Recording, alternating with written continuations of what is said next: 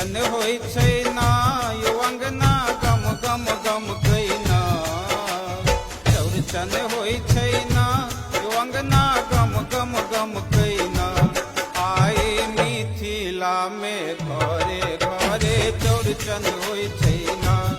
आए मिथिला में घरे घरे चौड़चन होय छै ना। भादवक इजोरिया में चौड़चन होय छै। मिथिला में चौठक चान आइ पूजाय छै। मिथिला में चौठक चान आइ पूजाय छै।